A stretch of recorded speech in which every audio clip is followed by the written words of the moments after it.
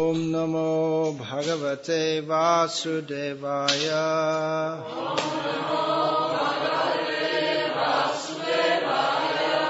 Om Namo Bhagavate Vasudevaya.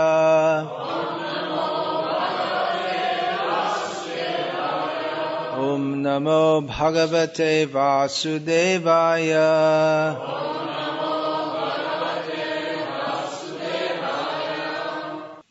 Now I'm going to speak about prestige. You may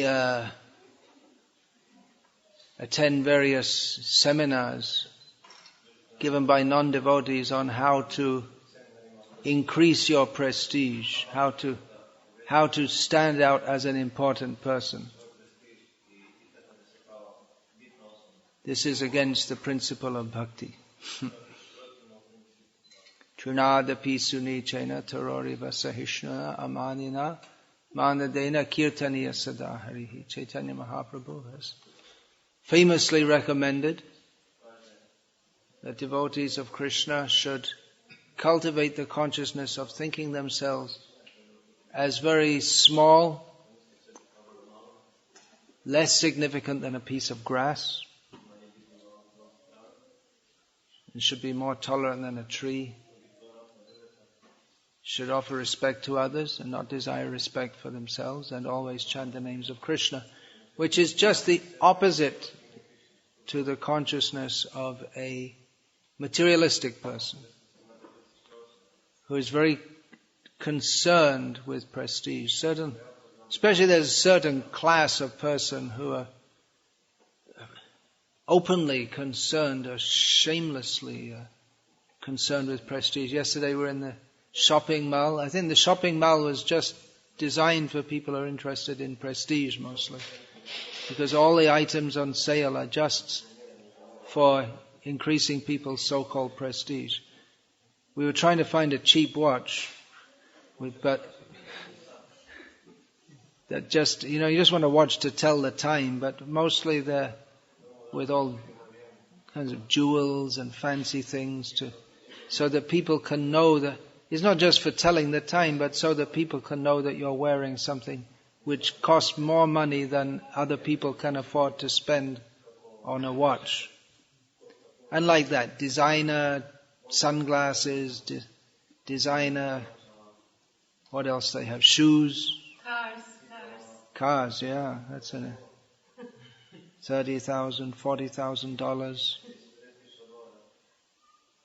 If you buy a $40,000 car, you take it away, and the minute you drive it, the minute you've purchased it, its value goes down.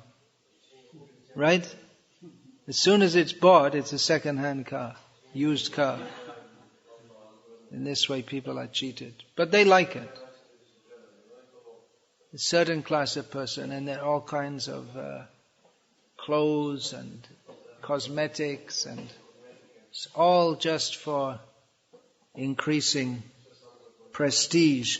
Buildings, where you live, which part of town you live in, how big your apartment is. Some people spend money ostentatiously just to show off how much money they have. Just throw it around. People want to get a big position. In India, the idea is there one should be a success. This is very prominent especially among young people. The idea, I should be a success, which means you should earn a lot of money.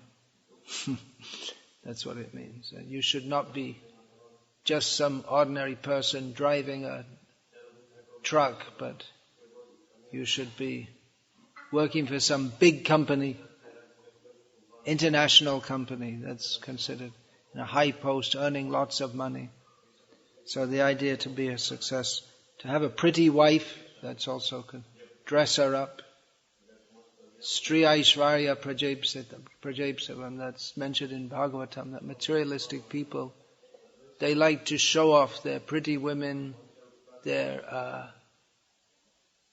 opulence and money, and then all their family members. I'm running a big institution, my family, and all these pretty women I have around me. That's also prestigious. Pretty women with big earrings and like that. Miss Universe contest is coming up in Zagreb. Is it? I noticed some reclama. Is it? I just saw Miss Universe. I didn't bother to look. It's coming up in Zagreb. So we're already finished. Every year in Zagreb. It's local Miss Universe. Oh, I see. It's like Miss Croatia and then they send her on to Miss Universe. Is it after that? Miss Universe. They think there's no more pretty women in the heavenly planets. The only pretty women are on the beaches in Croatia. So, anyway, they think this little miserable planet is the whole universe. And there's only like lizard-like beings on other planets, ETs, like that. I guess the pigs also, they could have a Miss World contest also. Right? Among the pigs, who's... Miss Pig, yeah. Look at that nose and look at those legs. They're really beautiful. With makeup. Yeah. You could maybe start a whole new line there. Get a big business. So you could become prestigious. Well, they have competitions for dogs and cats, right? That's another prestigious thing. You can buy a racehorse for like €1 million, right? More, right? One horse. And then when it's a few years old, they just kill it because it can't run fast anymore. That's another thing. For rich people, that's like they buy racehorses. And works of art, someone paints a painting and this always goes down. They paint paintings, and then if someone's known as a prestigious artist, then their painting can sell for millions of dollars.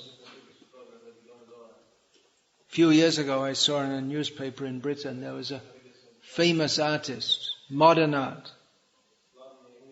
So one of his paintings sold for a lot of money. Then afterwards he said, actually, I just left all my paintings out with a canvas and my 4-year-old kid was just playing around. When he'd finished, I signed my name on it and it sold for a few £100,000 or something like this. People must have been looking and saying, yes, I can see this is expressing this and that. It was just some kid playing. For prestige, one has to show oneself to be a very important person. Of course, many people, they're not interested in that. They're just like ordinary people. They don't bother. They make a point of being ordinary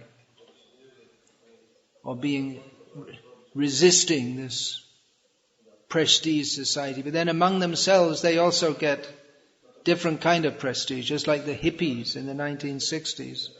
They dropped out of society, but then they had their prestige symbols. Among the men, who's got the longest hair? That became a prestige symbol. And then how many times you'd had an acid trip? That became, I don't know if you all probably came a little later than me, but if you got past 100, that was like pretty good. And then there are people, a few hundred, they'd count them one by one. It was a prestige symbol, how much you burned your brain out with different, mostly LSD was most popular. So they developed among themselves various prestige symbols, and then if you happen to be a big music star or you knew someone, so that concept of prestige was there. But a sadhu, especially a devotee of Krishna, is not interested in that, because an obstacle on the path of devotion to Krishna, Chaitanya Mahaprabhu has mentioned among the obstacles to attaining pure love of Krishna. Nishidacha kutinati jibe hinjan labh puja pratishta jato upashakago. In the description of the Bhakti Lata, the creeper that grows up and up and up, and eventually pierces through the universe, reaches to the lotus feet of Krishna, and there gives the fruit of love of Krishna. So that growing plant of bhakti, while still in this world, its growth can be arrested by various weeds, among which Chaitanya Mahaprabhu lists as prominent forbidden behavior, nishijacha, kutinati, this duplicitous behavior, politics, jibe hingshan, not preaching Krishna consciousness. Then the desire for gain, monetary gain, properties, all this kind of thing. And the desire to be respected, and the desire to attain some position, to be... So these puja, pratishta, they're very similar. To have some position, and money usually goes with that also. So these are all obstacles or blockages on the path of pure devotion. So a devotee avoids that and actually sees it as quite stupid, just like we were discussing now. I think everyone who's here, it's quite obvious to them that the pursuit of prestige, gross prestige, wearing fancy clothes just for the sake of prestige and showing off a fancy car, I think for everyone here, it's quite obviously stupid. But a devotee, even there are many people in society, they're just not bothered with this. They're just not much bothered with this gross show of prestige. Still, people like to maintain some respect in human society. But a devotee, he sees with the eye of knowledge, a philosophical eye, and understands how small I am. How small are we? How important are we? That if we consider this vast universe is only one. Actually, I think Sadaputa Prabhu, he coined that term multiverse, because universe means there's only one. But then we speak of multiple universes. So we're in one of the multiverses. There are so many coming out of the body of Mahavishnu. So this is just one universe in so many. This is actually the smallest.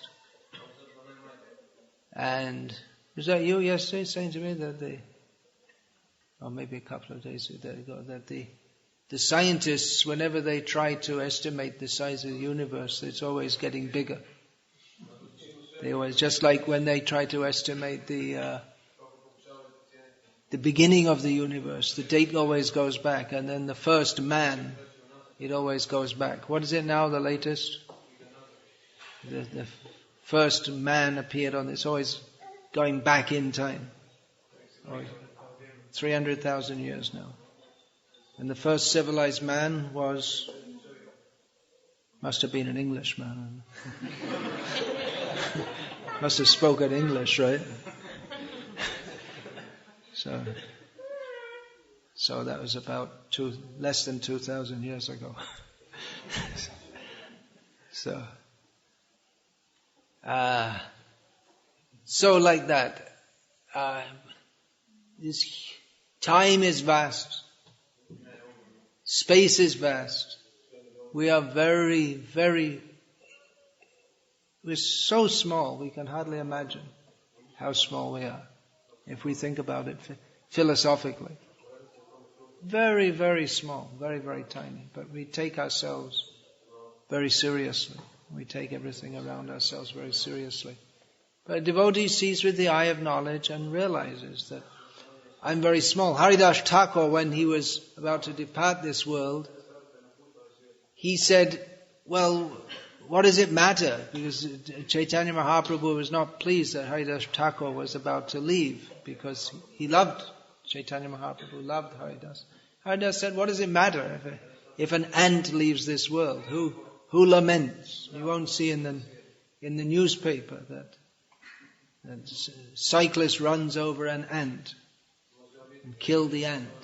It's not a newspaper, right? It's not even anything that anyone would even think of. Just don't take it very seriously at all. So Haridas Thakur said, what does it matter if an ant departs this world? So he was thinking of himself like an ant, which is actually correct in terms of philosophical understanding. What does it matter? Even Chaitanya Mahaprabhu said, what does it matter even if the whole universe just vanishes? If everyone in the universe just departs this world and goes back to Godhead, what does it matter? It's just like if you're carrying a bag of mustard seeds. You know how small? You have a similar seed here? Very, very small seed. Poppy seeds. About the same size, yeah. So if you have a big sack of poppy seeds and one falls out, you don't stop even to bother to pick it up. It's insignificant. So Chaitanya Mahaprabhu said, what does it matter even if the whole universe just ceases to exist? What does it matter? So what does it matter if one person passes away from this world? It's just not very insignificant. Of course it was significant because Haridas Thakur was a great devotee of Krishna. But philosophically speaking, it doesn't matter, it doesn't make that much difference. People, all kinds of living entities, or to be more correct, jivas in all kinds of forms, 8,400,000 forms, are always coming and going. So what does it matter if one comes, one goes? We're very, very, very, very, very tiny. So a devotee cultivates that understanding and cultivates the understanding how very, very, very, very great is Krishna and how very kind is Krishna to take an interest in us at all. There being so much disparity between Krishna's position and our position, but that's Krishna's kindness. He takes us seriously. Devotees are actually the only people in the world who have any real importance. Everyone's important, but devotees are important because Krishna likes them. Krishna sees them. He appreciates jivas who are acting in their constitutional position of service to Krishna. But otherwise, how big are we? How great are we? How many big important people have ruled over Croatia? This must have been under Turkish rule, I guess, for a long time. And then sometime under Austrian rule. So this must have been ruled from Constantinople at that time, I guess, was it? So I guess everyone in this area, they would have known the name of the ruler, or at least the educated people, maybe not the peasants as they were called in those days, but they would have known the name of the ruler who was ruling from a long way away in Constantinople, a very important person. If anyone said, oh, it's his order, they take it very seriously. But now, can anyone say any of the names of any of the rulers from Constantinople who ruled over here? They're just forgotten in course of time. Just forgotten. Big man. And then they become nothing. Or they become a dog or a cat or like that. That's the way it goes. Today's king, tomorrow's cat or dog. That's a kutra. What's that? Dog? Kutra? Kukra. Oh. Alright, okay. I thought it was alright. Kukura is one Sanskrit word for dog, so I thought Kutta is Hindi. Anyway.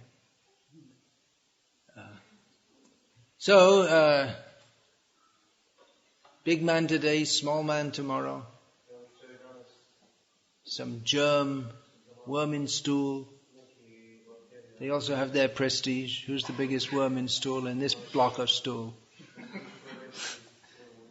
The most powerful worm in stool.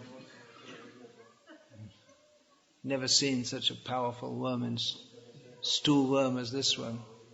Maybe not in the lower species of life. Definitely among dogs. You don't have here, but in India the dogs run around in the streets, and the one who's the most powerful among them is respected by the others. Respectable dog.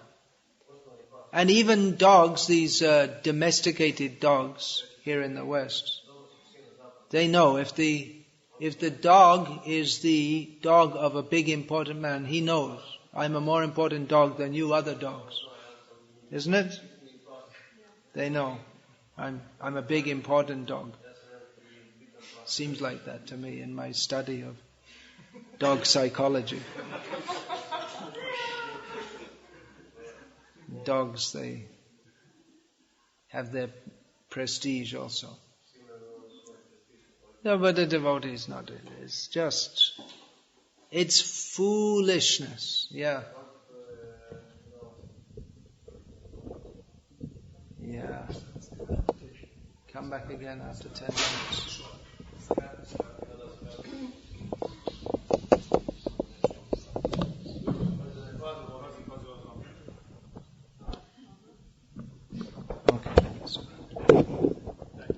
So devotees are not interested in this.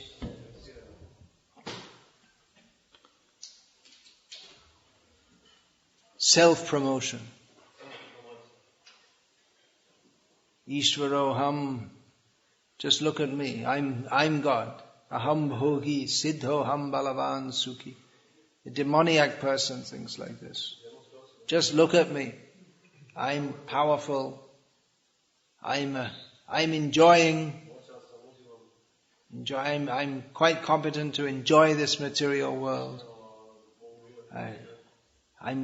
Everything I do well. I'm very powerful, very happy. So materialistic people like other people. They like that other people will notice them. They like that. A well-dressed woman, she walks into a room and she can feel the attention of the men. Oh, beautiful woman has come. Or some powerful person, an military officer comes and everyone stands up and salutes. So they like that. Yes, important person has come. But a devotee, he likes, let people see Krishna. Let the attention be diverted toward Krishna. Srila Prabhupada, he traveled all over the world and he made Krishna famous, not himself famous, like so many others. Of course, so many other, when I say so many other, I mean bogus Swamis.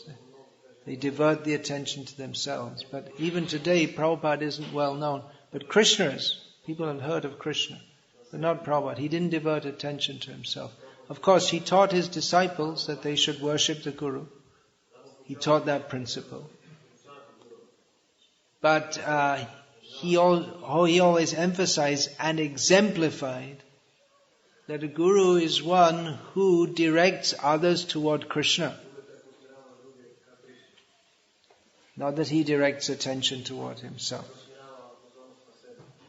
his whole attention is to direct other people's attention toward Krishna. Now someone might think, well, why don't I get people interested in me and then I'll divert them to Krishna? It's a very dangerous way to go, actually. Because it's not constitutionally the right thing to do. The right thing to do is direct the attention toward Krishna.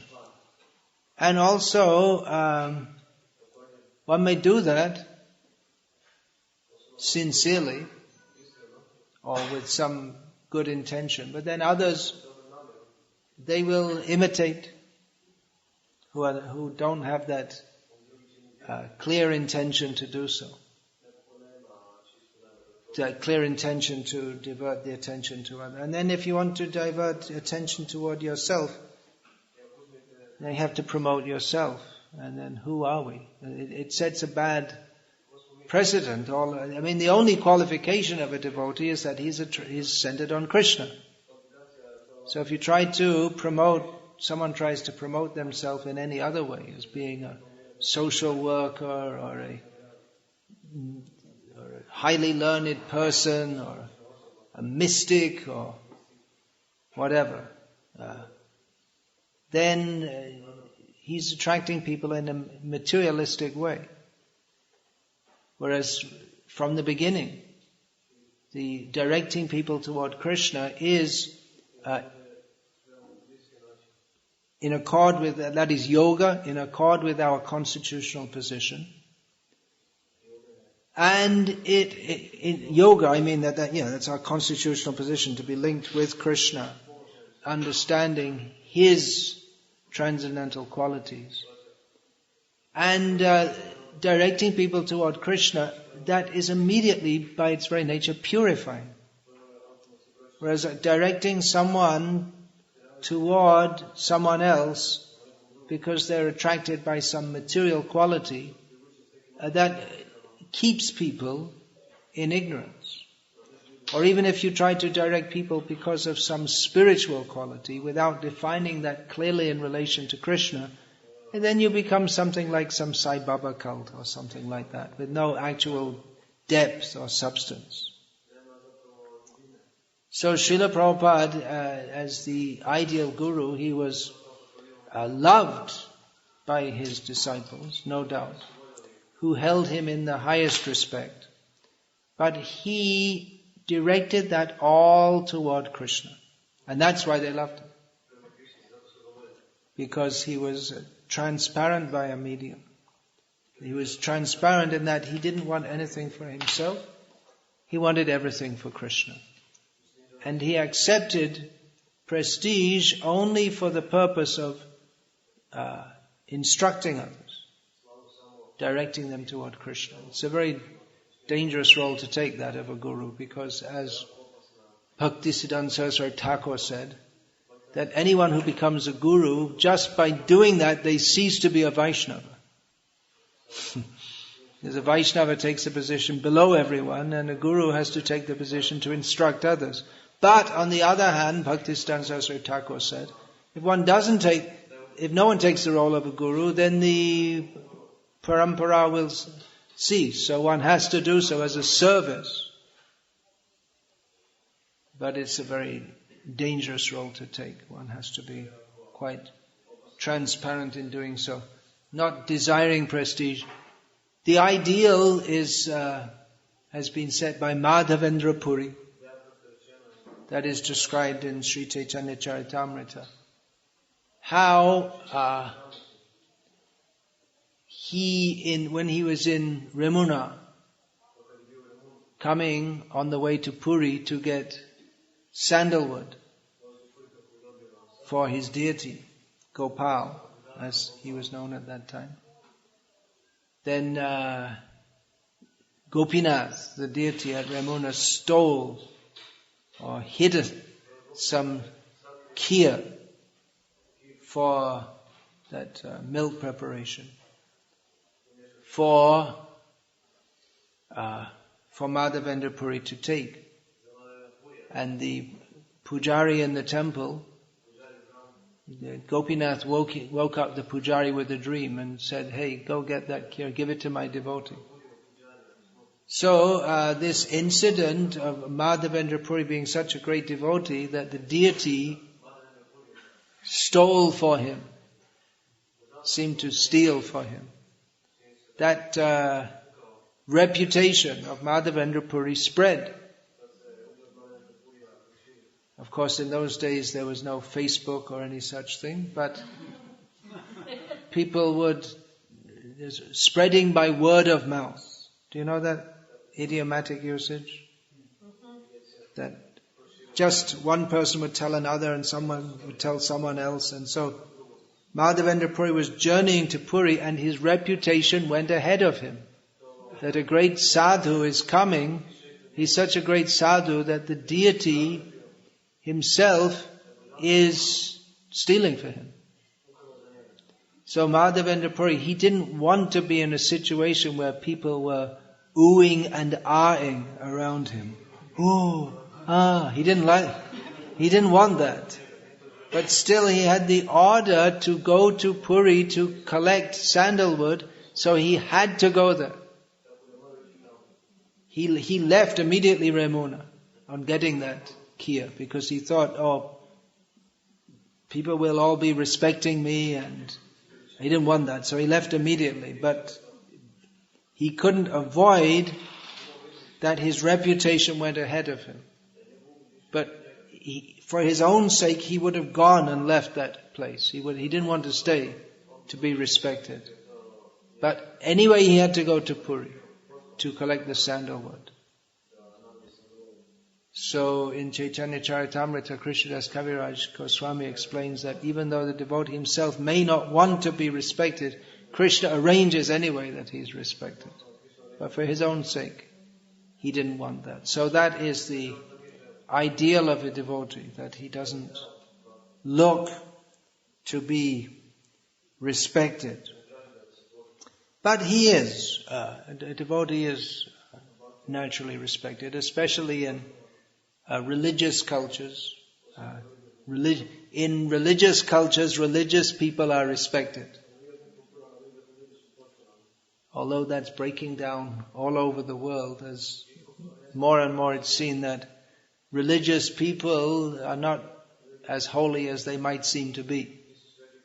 But generally the culture is there to respect holy people. I think probably until recently here in Croatia, I'm not sure because it was the socialist regime, but the local priest, parish priest, did they have that during the socialist regime? They had.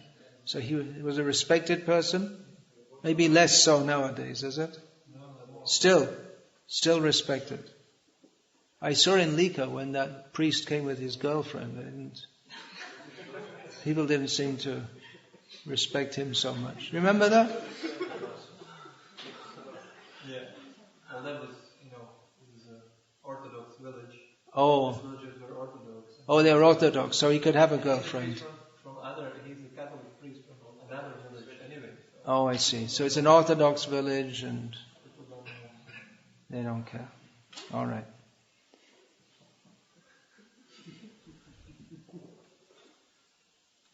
So, that culture, I recently saw some,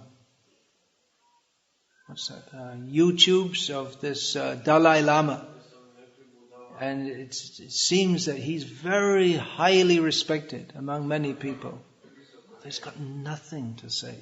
Nothing. I mean, nothing more than, Stephen Covey or some other so-called New Age guru. Just nothing of any substance. They can say something like, be happy. Something like that. I'm just the same as you, he said. I'm nothing special. Like this. Nothing. They have no actual spiritual knowledge, but they are respected as just they have the position, and if they can carry it off well, if they can act the part, then they're respected. So, religious people tend to be respected. if they have their role to play in society, that people feel good about them, and if they're a holy people, then people can go to them and offer them respect, and then feel good that I'm also religious, and the holy man will bless me. You kiss the ring of the bishop. Do they do that? Kiss the ring of the bishop and feel that now God is blessing me. And you go on with your materialistic life. And the holy man, he acts in a respectable manner, in a dignified manner. He plays his role, and everyone else comes and they kiss his ring and they respect him, and it's another social game that they all play, but there's nothing of any real substance. They'll sit down and have their meal and eat a big plate of meat, and just after the peace conference, and tell a few jokes, but not dirty jokes, but dignified. They're very dignified like this. They're just playing a game. They're also just like the people in the shopping mall with their designer shoes and their fancy watches. They're playing their game. So there's the respected holy man. He plays his game also, but no actual connection with Krishna. So, what should a devotee do? Is he dignified? Well, naturally a devotee is dignified. Naturally a devotee is respectable. An interesting thing is, I was just thinking about this the other day, that the same thing we did in the 1970s, dancing in the streets and so on, and now we're doing the same thing, but now we've got some kind of respect in society. In those days we were just considered scum. Just the only thing, just useless people. But now, okay. Hare Krishna, alright. And if you're older, then that gives some kind of prestige among little bit, not very much. But it's kind of, okay, that's alright. Like that. So a little bit respected. But a devotee is naturally respectable. And it's among the community of devotees, that should be there also, that's required. Otherwise, how can the senior teach the junior? That danger is always there, that position is, naturally people get some kind of position. As I often say or sometimes say about myself, I know I talk about myself too much, I have to make a show of not being interested in prestige. So, I'm a little big shot within ISKCON. I mean, somewhat of a big shot, not a very big shot. But it's by default. Just because they've been around for so many years, and then you gradually, especially if you take sannyas, which that bestows some respectability upon you. So that's also required, because sannyasi is supposed to teach others, and there cannot be teaching without respect. Of course, they have modern theories that you just let the kids play and have a good time, but in traditional societies, in the school, the discipline. And actually it seems kids used to learn a lot better when they were disciplined. That they respected. The respect came from fear. So, I also saw Srila Prabhupada, actually one time especially I remember, when he entered the temple room in Bhaktivedanta Manor, and it was completely packed with devotees, and there was such a mood of awe of Srila Prabhupada.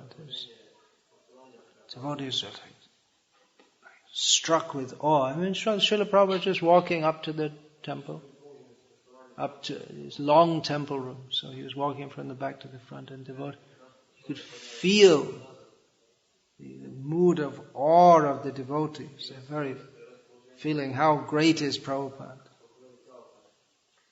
So of course that didn't come just from some position or title that Prabhupada had, but he was naturally respected for his spiritual qualities.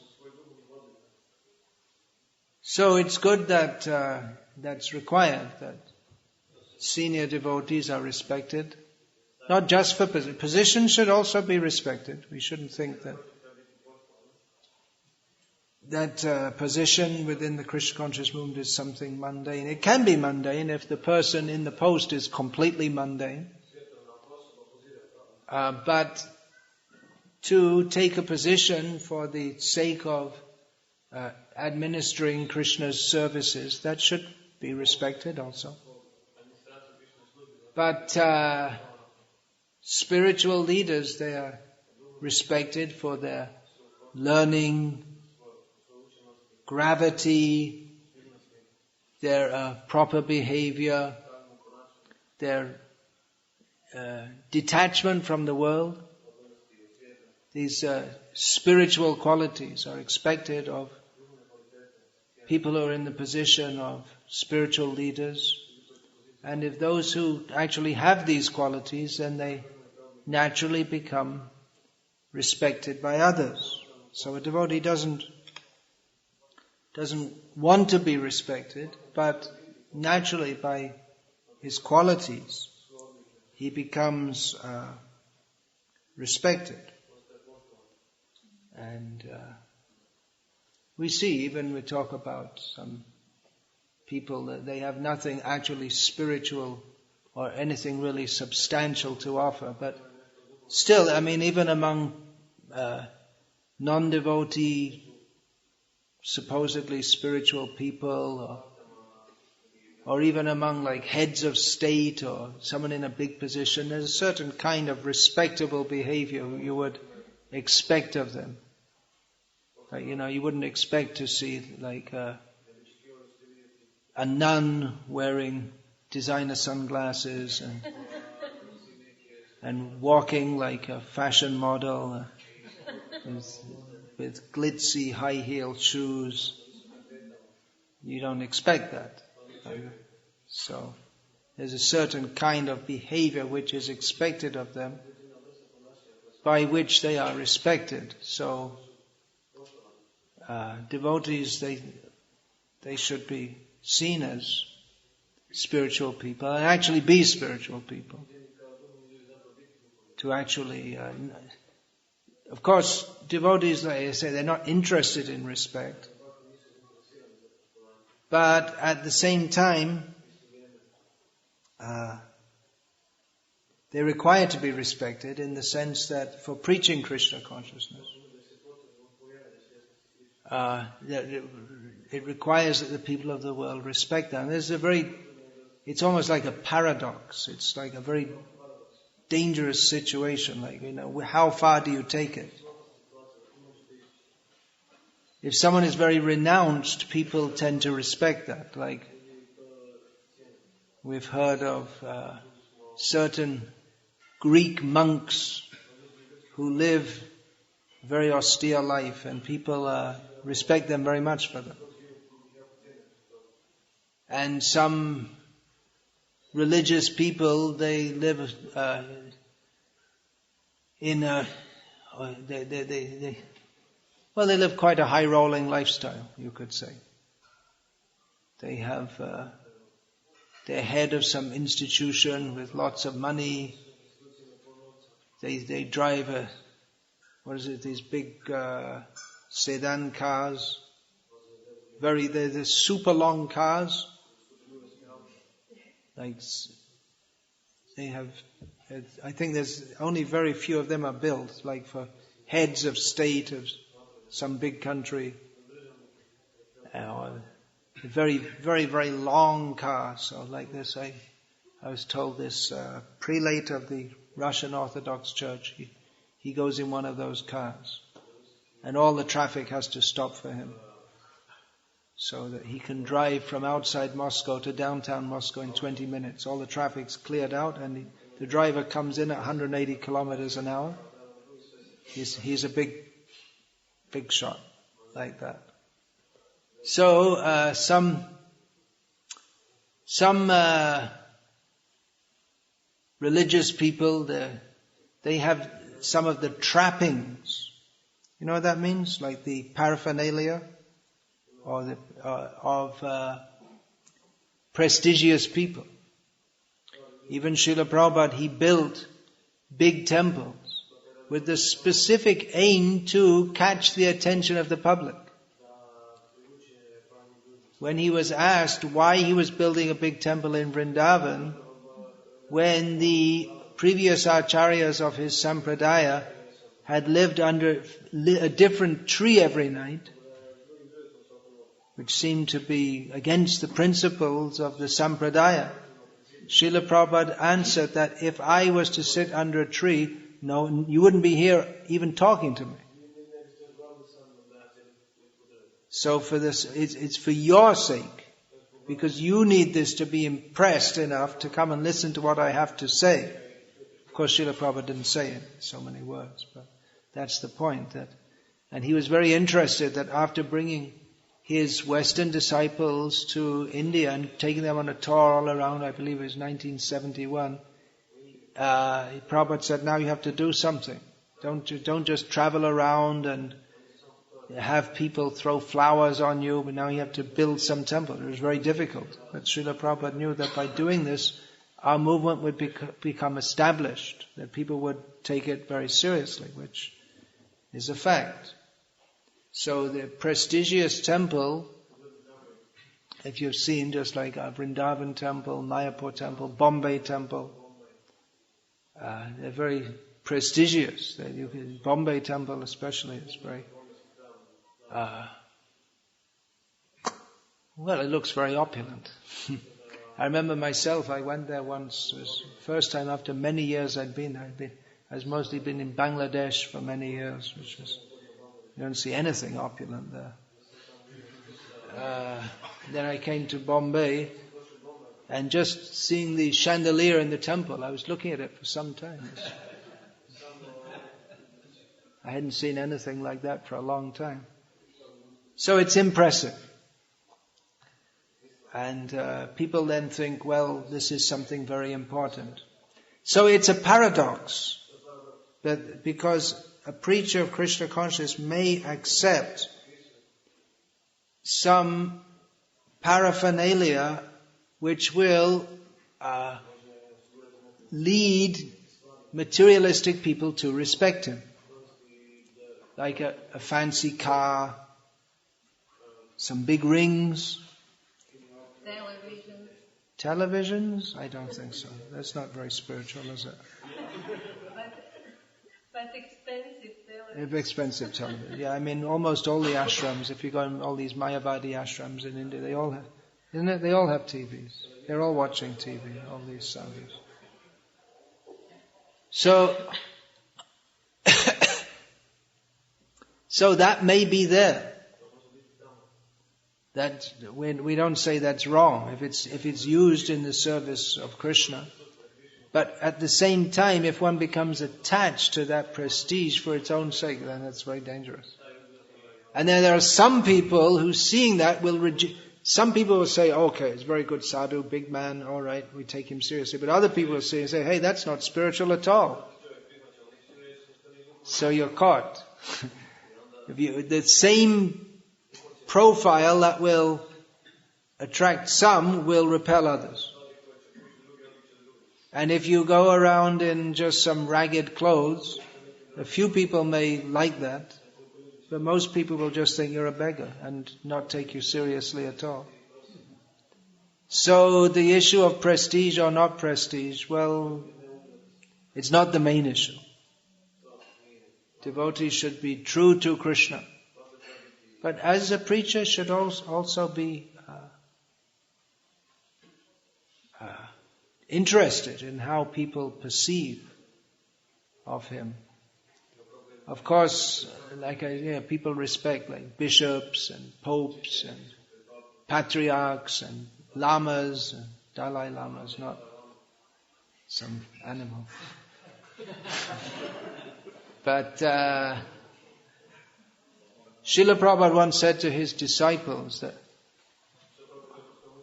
he once pointed out, why are these people all worshipping me? He said, because I'm free from sex desire. So that's the position or how you dress. That's not ultimately the factor. That's not the measure. How much one is actually free from material desire, actually detached from this world. That is ultimately to be respected in a sadhu. And even today in India, people don't like this, if a so-called sadhu is mixing up with women. Just like I asked you about that parish or that priest who came with his girlfriend. I asked, don't the local people, I asked Murari Gupta, don't the local people mind that? And he said, well, no. He said, he's a human being. They didn't mind very much. But even now in India, like this Paramahamsa Nityananda, so-called, his whole prestige was smashed because he got caught at last. He'd been doing it, wasn't the first time, but he was caught on video, kissing some movie star. So his whole prestige was smashed. People don't like if a sadhu is living like a lusty person. Within our ISKCON also, that's not liked. Sannyasi is respected, but then if he's found out that he's having lusty affairs, no one likes that. So Srila Prabhupada, he said that I am respected. Why do they respect? Why are they worshipping me? Of course, one may worship the Guru as a formality. But Prabhupada said, because I am free from sex desire. It's not an easy position to come to live free from sex desire. Goswami. Goswami means one who controls the senses. So, devotees by their natural behavior are dignified. They're not foolish enjoyers of this material world. They're detached from this world. They can walk through a shopping mall and generally they wouldn't go there anyway. But I was specifically talking about shopping mall because the shopping malls, their shopping center is everywhere. But the malls, it seems they're especially for attracting people with extra money to spend their money on useless things, which show that they have extra money to spend on useless things as a matter of prestige, just for that, or to hang out at some ice cream parlor where the ice cream costs 20% more than it does elsewhere, just so that you can have the prestige of being in that expensive place. Right? There are so many clubs you can go where the drinks cost sometimes 2 times, 3 times more. But people like to go there just to show that, you see, we're spending extra money. We have extra money to spend. We're high-class drunkards. If there can be any such thing. Yeah. So, devotees, actually we want that devotees should be respected in human society. Outside of India, mostly people don't even hardly know about our movement, unfortunately. It's not like a highly respected movement. So, devotees should be respected by the public. First of all, the public should know about us. Actually, our movement was respected in the 1970s. Maybe it was feared somewhat, but it came to be respected. That Srila Prabhupada would sometimes quote that one American congressman had openly said that unless this Hare Krishna movement is checked, within 10 years it may take over the government. So that was some kind of respect. Just like nowadays throughout the world, Islam has got a lot of respect. Maybe out of fear, but that's one kind of respect. So that's the lowest level of respect. That fear that's one kind of respect. So even to be disrespected is better than being ignored or being unknown. That's why some people I suppose that's why some people act in a deliberately uncouth manner, or they deliberately act in a manner which is most unrespectable, just to attract others' attention. They'll deliberately dress in very bad clothes, or deliberately be antisocial. I guess these punk groups and there's something like that, just to show that we reject your respectability of your society. And so they just wanted to be known. They wanted to stand out as being unrespected. We don't want to be respected by your measure. So devotees, they're not interested intrinsically in being respected or disrespected, but they do want to please Krishna. They want that Krishna should be respected. So devotees should be prominent in society by being active. People should know what is our movement, and should be respected for their act. The best platform of respect for devotees is not because they have big temples. That's also good. I'm not saying it's bad.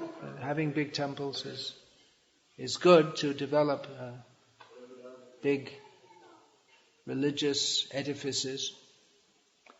But if devotees are actually known as saintly people, of course, people don't know what saintliness is,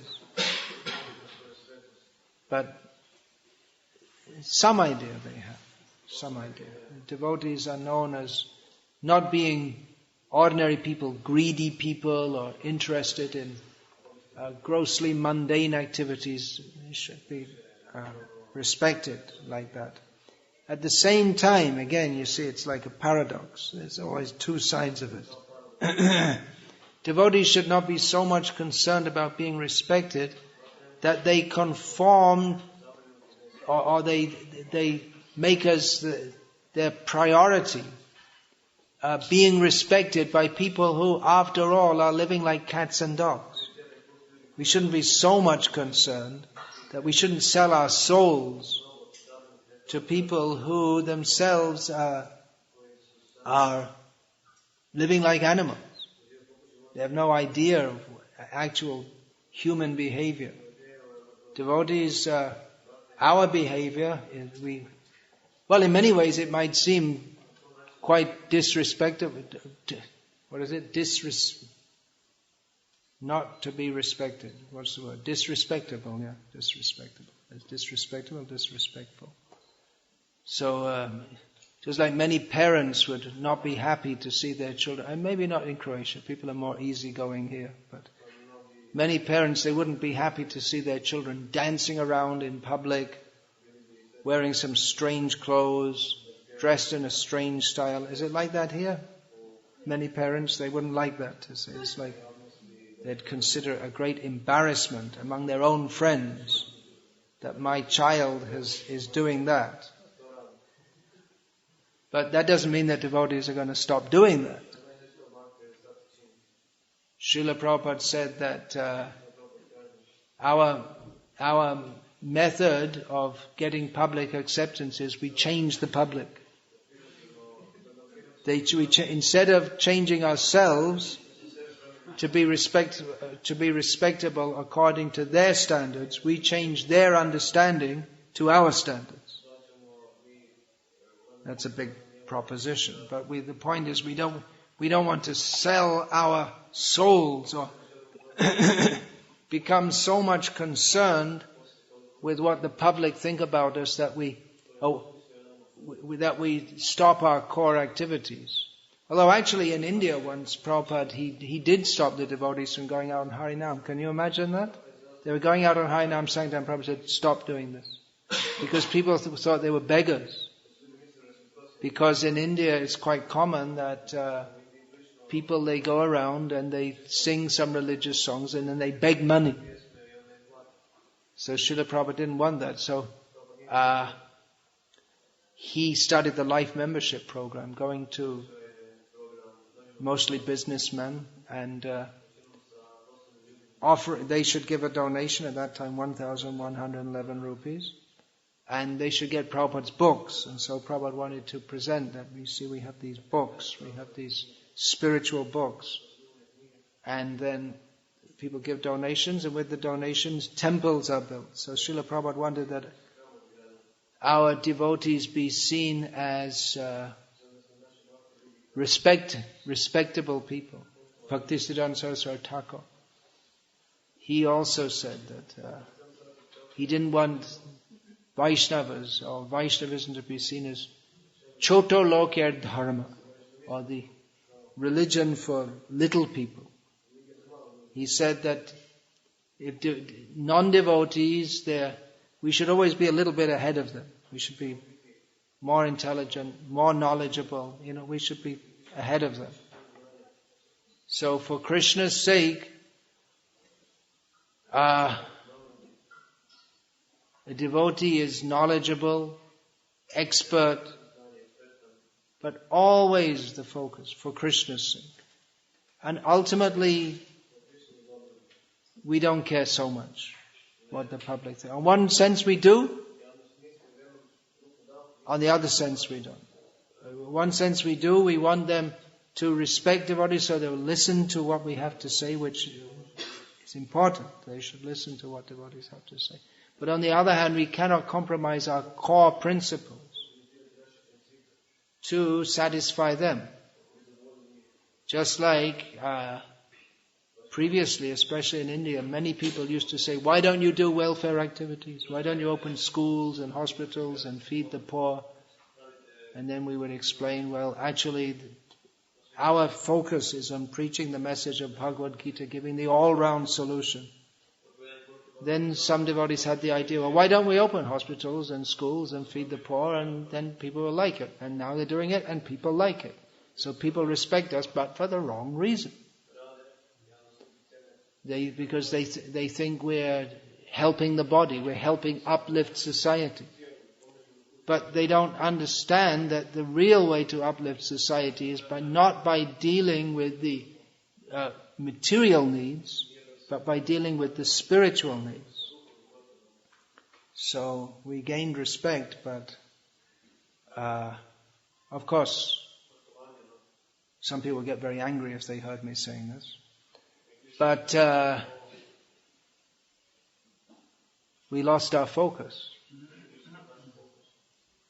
So that even people joining our movement, they think that one of our main purposes is to build hospitals and schools and schools teaching government syllabus, build the nation, because that's what we advertise.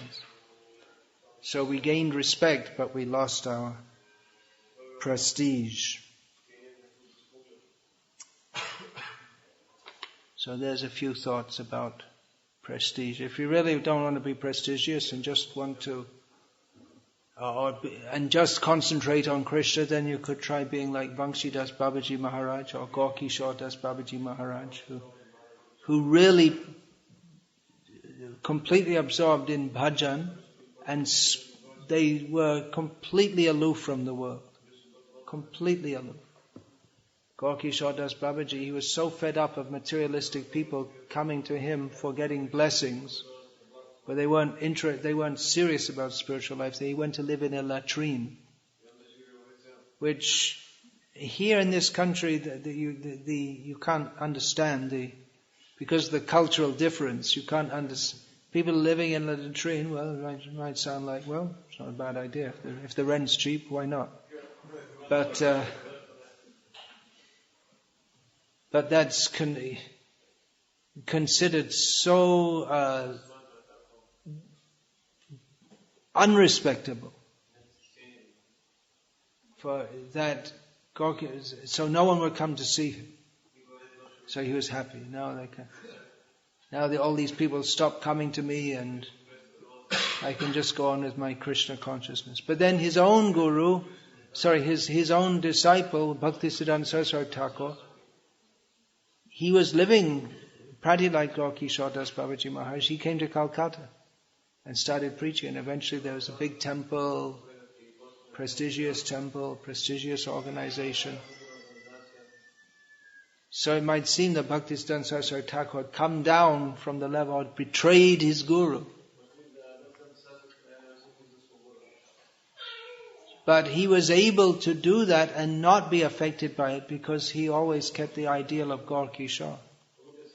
That's actual yukta vairagya, when one is anasaktasya vishayan yataham upayunjataha nirbandha krishna sambandhe yuktam vairagya muchyate. When one has no interest in anything of this world, but wants to engage everything in this world in Krishna's service.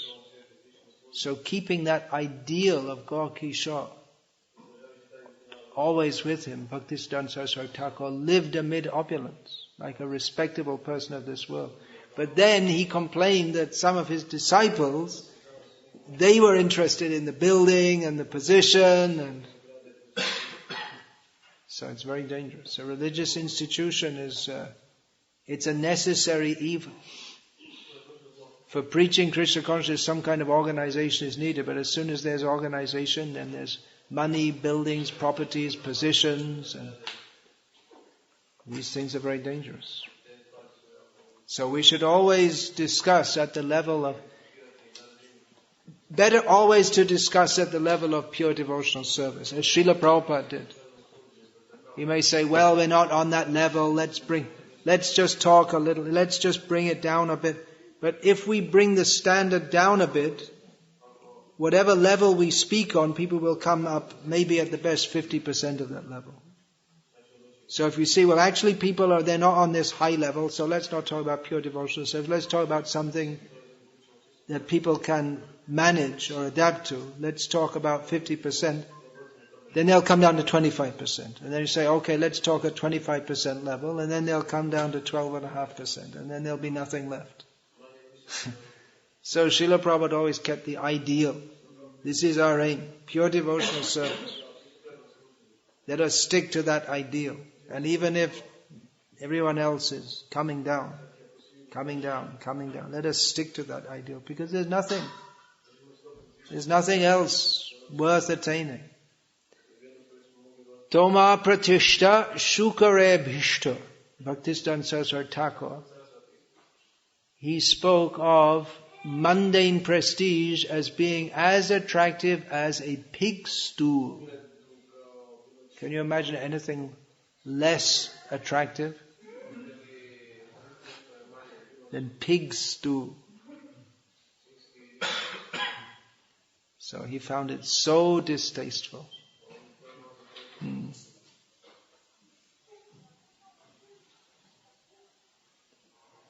So within a religious organization, including, believe it or not, this one, which we are members of,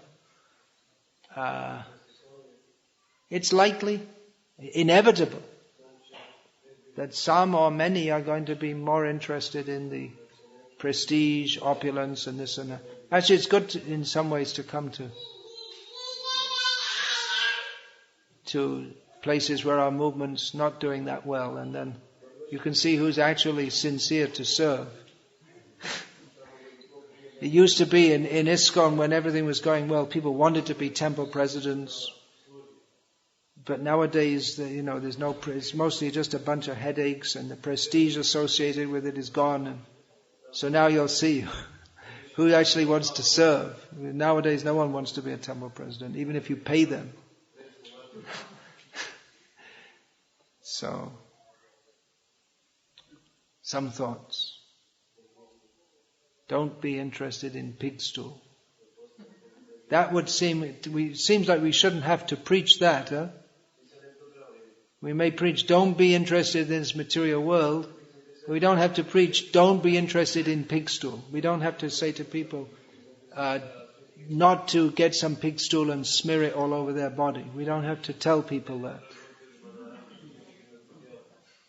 But Bhaktisiddhanta Saraswati Thakur said that this desire for prestige and position is just like that.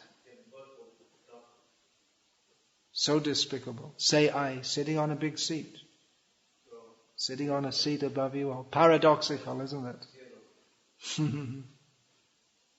Yeah, any questions, please?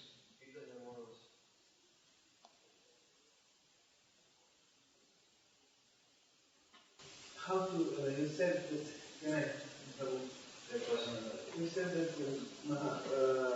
Bhakti Swami has transcended sexual desire. How to achieve that in personal life? How to achieve the freedom from sexual desire that Bhaktivedanta Swami had. You don't like to call him Srila Prabhupada? You have some objection to that? Yeah. I don't like it when people don't like to call Prabhupada, and especially in his own house. Why not call him Srila Prabhupada? There are so many Swamis. How to achieve that? By the process that he taught us.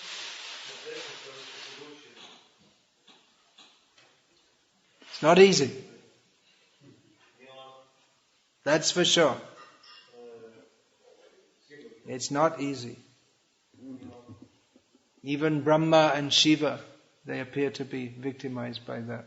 Of course, we don't think they are victimized by that, but just to show us how difficult it is to be free from sexual desire. They appear to be afflicted by it. Ultimately, we have to get the mercy of Krishna. When we're attracted by Krishna, then we won't be attracted by Maya.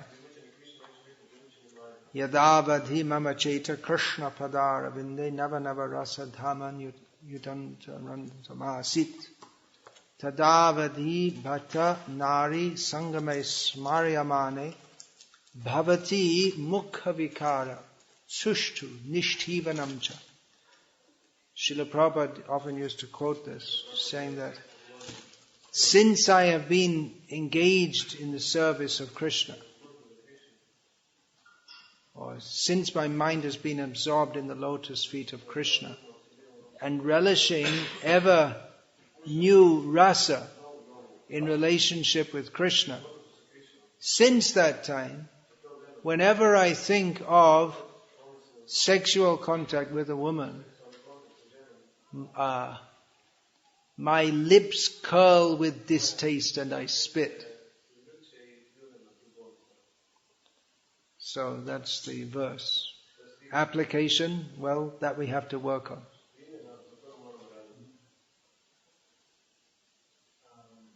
Can I ask another question? Yep. This is connected with the previous one. By the way, I guess I should make a little comment here. That doesn't mean that we reject women. It's our own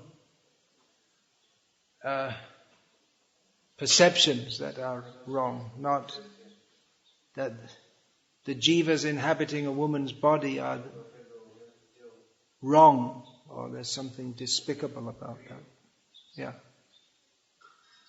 Yeah, then?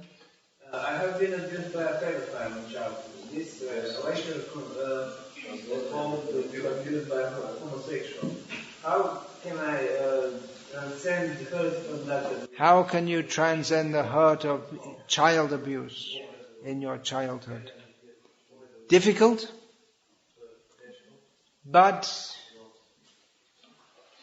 we can transcend, or we can overcome all the difficulties that we have had in this life and previous lives by understanding our constitutional relationship with Krishna. We've been through so much hurt and through so much suffering in so many lives. This world is horrible, but we are part and parcel of Krishna. We don't belong to this world. Actually, suffering, if we take it in the right spirit, can be the platform for our spiritual, it can be the platform for coming to the position beyond all suffering. When we see that this world is a place of suffering, that I've suffered in this way, I could have suffered much more and many others have suffered much more, and this whole world is a place of suffering, we don't want to suffer, let us come to that platform beyond all suffering. That can be the impetus for us to be serious about spiritual life. As long as we're thinking, let me try to make some adjustment in this world so that I can be happy, we're never going to be happy. Especially in the modern age, it's very difficult to trust anyone. So even if you make all arrangements to be happy, someone can cheat you. Or someone can attack you and take away all that you have.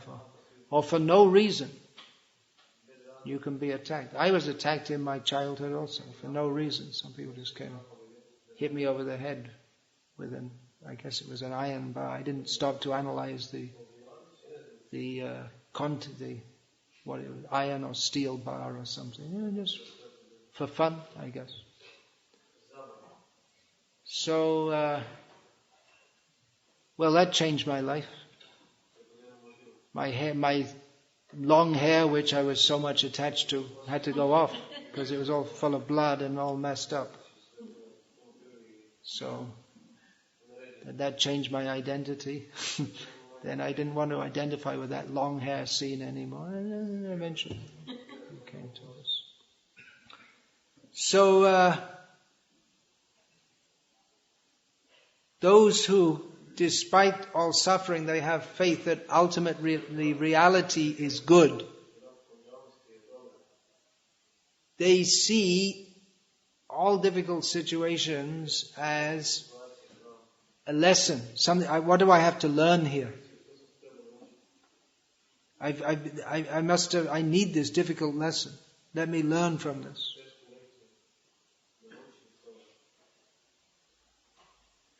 One thing I learned from hearing about such things is that I myself personally have to be very, very careful what I do, especially in my position, because I can really let people down.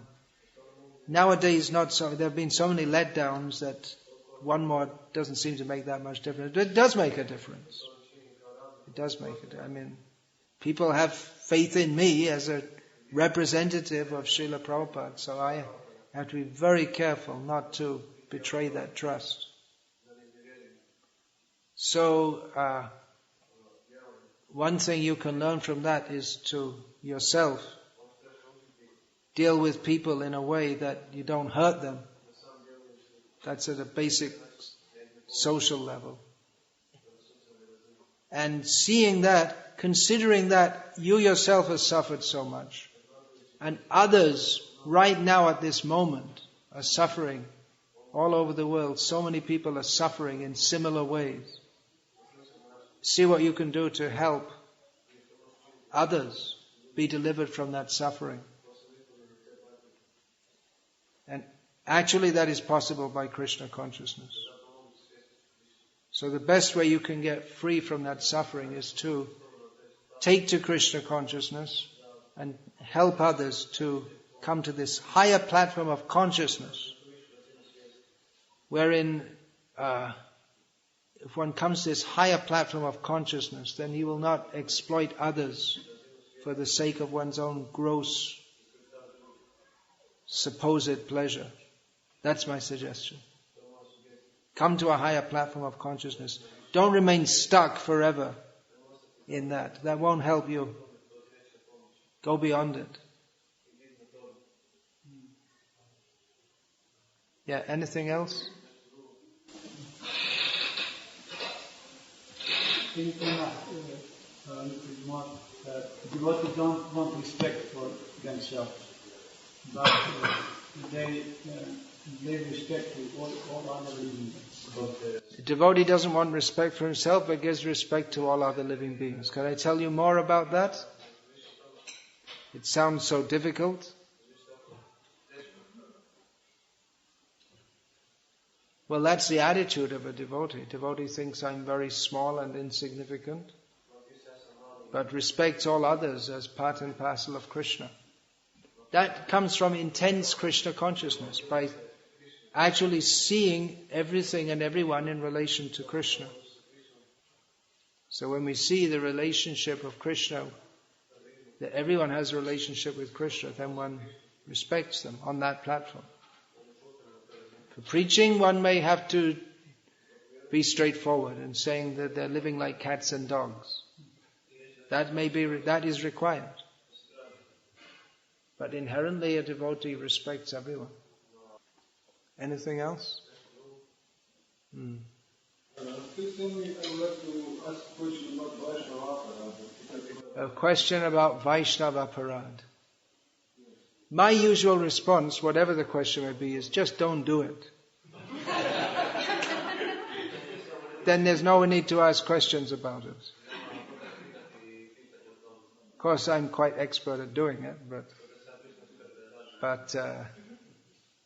best thing is don't do it. So what's your question? What if not intendedly? Unintentionally one performs Vaishnava Parad. That may happen. And then that happens and you cannot make progress in the And you cannot make progress, yeah. You're not aware that you forget the situation and what then? Unintentionally, if one performs a... He's not intelligent enough that he realizes He's not intelligent enough to realize that he did an aparad. Well, if one is serious about advancing in Krishna consciousness, then one should realize if one's done something wrong.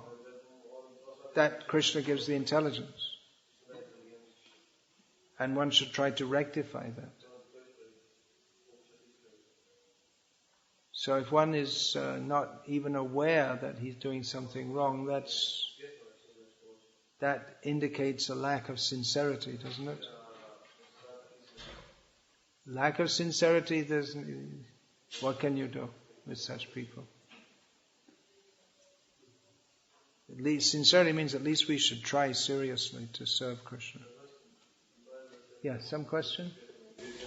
Is woman in Krishna consciousness equal like a man? Are women in Krishna consciousness equal like men? Hot question. What's the politically correct answer? I'm not interested in the politically correct answer. All living beings are equal in Krishna's service. It doesn't depend on gender. Many of great devotees have been in women's bodies. In traditional Vedic culture, women have a subordinate social role to that of men. I think in ISKCON today, it's like that to some extent. There's a reason for that. That's called misogyny in modern language, hatred of women. Yes. The idea that It's not okay. women that are discriminated against. Discrimination is there, but discrimination doesn't necessarily mean discrimination against. It means to recognize the difference and understand each person's role in which they can best, for their own interests and for that of others, and to organize society in that way. If you're interested in understanding this in depth, I gave a seminar almost 2 years ago, which is available on the internet. It's about 4 or 5 hours long. It's called Women, Masters or Mothers. You can find it on the internet. I think you know how to, you set up all. You can. This is Hanuman Das here. He can direct you to that. I thought within a few days of that being put on the internet, there were 600 downloads. And I thought, now I'm going to get all the tomatoes and eggs thrown at me. But actually I didn't. And even I got responses from people who they stated that they understood the principle and now their way of thinking had changed. So it's a modern idea that women and men should be equal in all respects. But I don't think, I mean, look at yourself and see, is modern society the paragon? Is modern society really better than previously? I mean, we seem to have more and more problems, social problems in the modern age, right? I mean, at least women previously, they had one fixed up husband for their whole life, just for instance. And you might think, well, better not to have, but then so many women, they lead a free life and they spend, when they're no longer attractive, they have no children and they just grow old and rot away and no one cares for them. Anyway, please listen to that.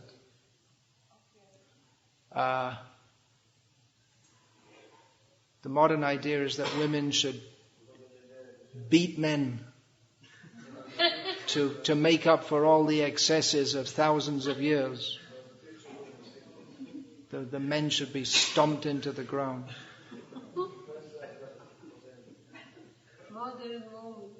Yeah. Recently I was flying from London to somewhere, Delhi, somewhere, Bombay, wherever, somewhere in India. And there was a British newspaper and I just flipping through it. And there was a report on the Glastonbury Festival. I think maybe you heard of that. It's a famous festival for music and this and that. I just saw some photo and I thought it was horrible. I guess people might have liked that. I just saw the photo briefly and I closed it but it's still in my mind. It was an all-women's rock group or something like that. Rock or jazz or something like that. And like their hair it was them performing live and it was like their hair was all over the place and they looked really aggressive like that. I thought, why do women want to be like that? So horrible. I don't know why they call it feminism. They should call it masculinism, actually. Because the women are just trying to be like macho men. What do you want to be like that for? I mean, why do even men want to be like that? Because of revenge. Huh? Because of revenge. Because of revenge. But that's I mean, if women want to show themselves better, then be better. Don't try to be worse in the same way.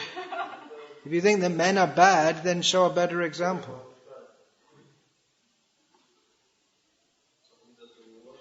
Anyway, you please listen to that. My basic point is that the woman's body is designed by nature for having children. Remember?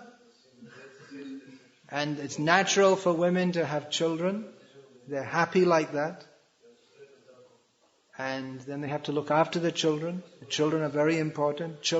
The main sufferers of the women's liberation are the children, because the women don't have time for them, and it's thought it's stupid to be a housewife. That's the worst thing that happened for children, which means for the whole of society. I mean, there are reasons that each generation is just more and more wild and crazy. One reason is that children, if they survive not getting aborted, that they don't have a stable family, and their mothers don't have time to, and they're not interested in looking after them. So that's the important job that women have to do. Anyway, please listen to that if you're interested.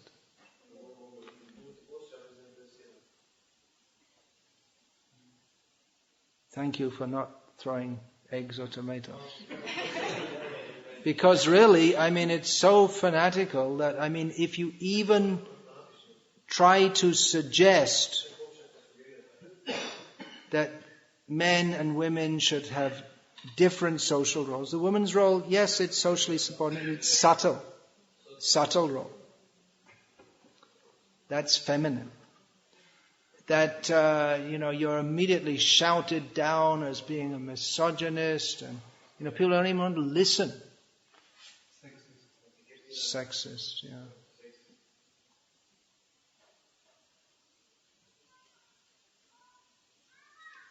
Don't want to listen. It's like you're like a Hitler kind of figure or something. Really, it's. There are reasons why it's not, of course, exploitation is there. That's the material world. There's always going to be exploitation. There's no perfect social system. Any social system is an attempt to control or manage, which also includes stratification. Stratification means putting people in different social classes. There's no non-hierarchical society. There's always some people are higher and others are lower. An attempt to manage people who are imperfect. And whatever system you have, you'll find that some people will get around it and exploit others. Just like in the United Kingdom now, Britain, the mother of all democracies, they're finding out that it's just, the higher strata is just completely corruption-ridden. People are shocked. Why should they be shocked? They're just finding out a little bit. And if they dig deeper, they'll find more and more. How far will they dig? We'll see. In India, they're also finding out huge, everyone knows corruption, but gone to huge levels. So the idea of democracy, and you have systems, government, and local government, and the legislature, free press, and still totally corrupt system. The press is the educational institutes, they're all bought off by people with big money. So it's by mind control now. And feminism is another myth invented to exploit people.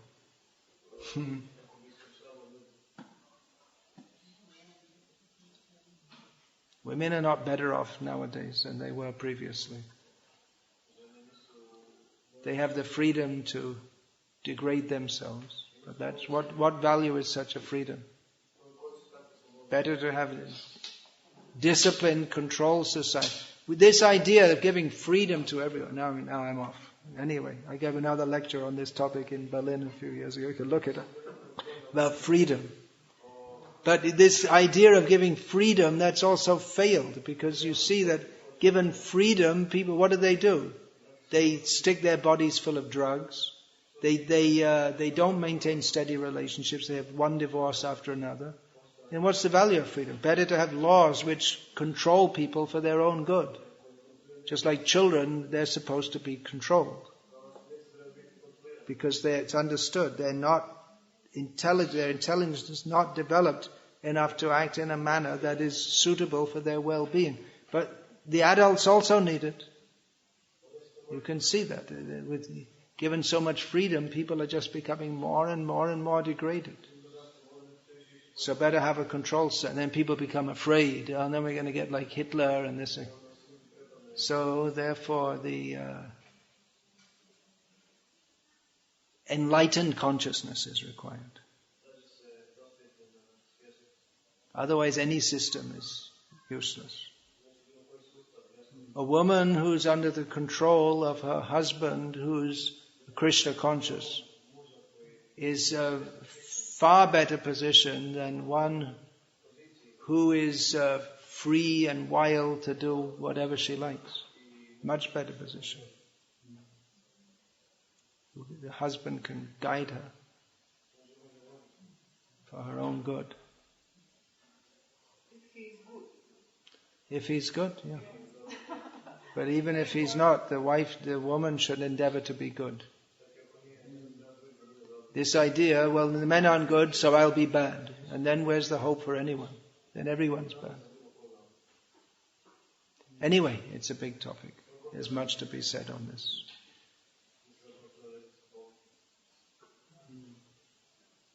But one basic principle of, especially of Vedic society, is the understanding that indiscriminate mixing between, actually it's not just Vedic society, it was everywhere until recently.